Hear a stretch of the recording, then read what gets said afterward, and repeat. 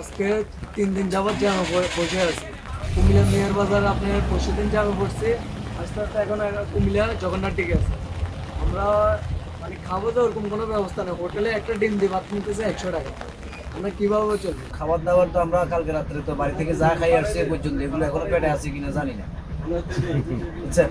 আর এখানে মহিলারা আছে, ওয়াশরুমের কোনো ব্যবস্থা তো নাই। চিরা চিনি তারপরে ওই যে মুড়ি এগুলা নিয়ে রাখছি, যখন খিদা লাগে তখন খাই আর কি।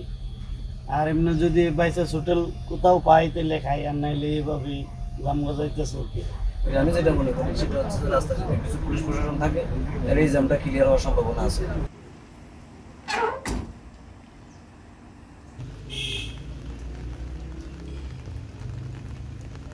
চট্টগ্রাম থেকে 11টায় আমরা গাড়িতে উঠি, এই পর্যন্ত শুধু জামে জামে আমাদের কষ্ট কোনো শেষ নেই। যে এখন পর্যন্ত ঢাকা কখন পৌঁছবো এটা কোনো আশা করতে পারি না।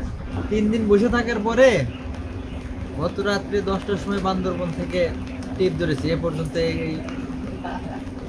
এত সময় পার করলাম, প্রায় 10 ঘন্টা হয়ে গেল। সামনে কিসের সমস্যা এটাই বুঝতে পারছি না। আমি গত বৃহস্পতিবারে চিটাঙ্গের উদ্দেশ্যে ঢাকার উদ্দেশ্যে রওনা দিলাম আর কি, চিটাং থেকে। ওই যে মিডিয়া ঠাকুর দিয়ে গিয়ে পাচ্ছি, ঠাকুর দিয়ে যাই পর্যন্ত আস্তে আস্তে এখন এসে এখানে জগন্নাথ দিয়ে আসলাম। রাস্তা প্রচুর জ্যাম, ওদিকে পানি ছিল, পানির কারণে আসলে এদিকে কি অবস্থা তা তো বলতে পারছি না।